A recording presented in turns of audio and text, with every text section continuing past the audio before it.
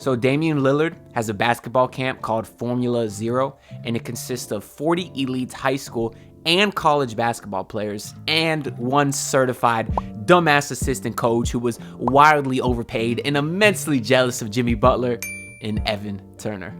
Now, the idea of the camp is pretty cool. It consists mostly of overlooked mid-major players who haven't been given a fair shot. So I think maybe my invitation got lost in the mail. I don't know. You know what I'm saying? But obviously, this is great work by Damian Lillard. So in order to promote it, he did a sit down with the well-respected Marc J of Anscape.com, which is owned by ESPN. So how does a promotional interview about Dame's basketball camp turn into this? I would just prefer not to speak on the Trailblazers. Well, I think it's because Dame wanted to. Dame finally wanted to say his piece, so he contacted his buddy Marc J to do an interview with him about his basketball camp, sure, but also to speak on the trade request. Now, Ethan J. Skolnick and 5 Reasons Sports, they just did an episode about this, and obviously Ethan's been a reporter for a long time. He says he's worked with Marc J. He says that he knows his relationship with Damian Lillard is very good. He says the two are close, and I was even able to find an ESPN cover story written by Marc in 2019 that was all about Damian Lillard. So I do think it's safe to assume that those two have a close relationship. So a conversation was definitely had before that interview started about what topics Dame would want to and not want to discuss, and this is what that looks like. What was the straw that brought you uncertainty about the future of the Blazers franchise? I'm not going to speak on the Blazers. It's a lot of love and respect, but I won't speak on the Blazers.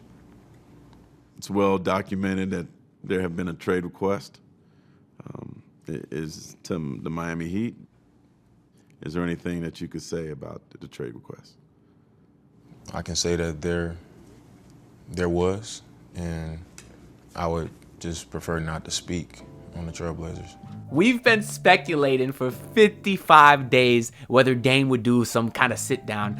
Some people thought he would go scorched earth and sit down with Chris Haynes, a la Jimmy Butler and Rachel Nichols. Others thought that Dame would simply be quiet and joyfully join the Trailblazers training camp. Well, I think this interview with Marc is somewhat of a happy medium between those two extremes. Now, I always believed that Dame would do some kind of sit down. Obviously, he's not James Harden. He's not going to request a trade every 7 seconds, and he's not going to go out in front of a public crowd and call his GM a liar. But everyone has a breaking point. And I can only imagine how disrespected Damian Lillard feels, given the fact that he's put his blood, sweat, and tears into this team for 11 years, and all the promises they broke to him. I can only imagine how frustrating that is. I mean, especially when you know Dame is seeing all these other stars like Harden and KD and Paul George. They all get to their preferred destinations. And Dame has been more loyal to his respective organization than any of those guys. So I think that if he ends up not getting done right like the rest of those players got, I think he probably would take it very disrespectful, rightfully so. And that's what this interview portrays to me. It portrays frustration.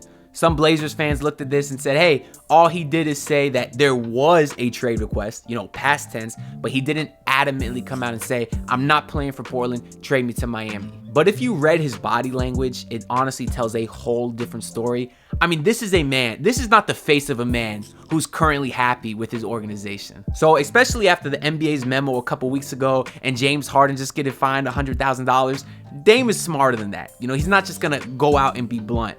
I think he chose his words very carefully, and the fact that he won't even speak about the franchise that has been his heart and soul for the last 11 years, I think that says it all. So later in that interview, Dame talks about his well-documented loyalty and says that he's always just been loyal to who he is. And he also talks about how basically winning a championship is his ultimate goal in life. It's essentially what drives him every single day. So those certainly don't bode well for his chances in staying in Portland. Now, as far as the Miami Heat, Spears did have this quote in an article that was associated with the video, in which he says, sources say Lillard is also attracted to the renowned Heat culture, consistent winning at a high level, franchise stability, no state taxes, and marketing opportunities. All of those things, I'd say, pretty much well-defined this Miami Heat organization, not to mention him bluntly saying Heat culture. But here's the thing. Who do you think Marc Spears' source is? Could it potentially be the guy whose basketball camp he just visited and literally just did a sit-down interview with him?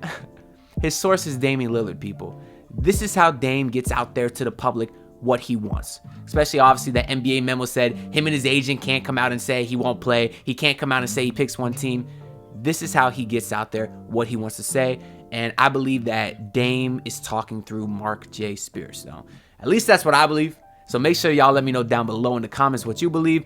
Do you think that this means anything? If you're a Portland fan, does this give you hope? Does this make you think, oh yeah, that boy gone? Let me know down in the comments below, and I'll probably pick some of my favorites, shout y'all out next episode, just like I'm about to do now. Shout out to my guy, the Global Community.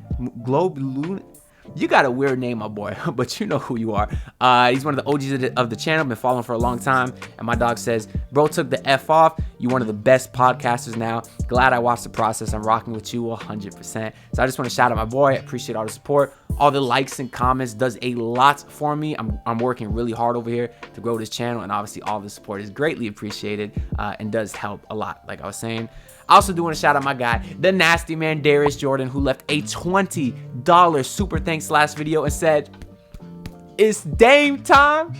Shout out to my guy Darius, and literally the fact that people are willing to spend their money to support me in this channel, it means a lot. I mean, I've seriously, not to sound like Dame, but I put my blood, sweat, and tears into this. No, for really, I did. This is the dream, to kind of make it big on YouTube one day. So all the support, whether it's monetary or not, is greatly appreciated. If you want to leave a super thanks, I think that's down and below next to the normal like button. And of course, any funds I get will be to improving the quality of this channel. So once again, I thank y'all all. Well, I thank all of y'all. So make sure to leave a like if you enjoyed. And I'll see y'all next time. Peace out. Writing it. My homeboy Tyler, he playing South Beach. I heard him crying, someone get the lawn right off of me. You like a cyber bully cause you're hot behind the screen. Get on the Zion diet cause you looking kinda lean. Saying you got the no work, no check tap, but when you didn't play the playoffs, your check still cash. And to all these fans saying that you got a deep bag, if that's true, your short arms couldn't reach in that.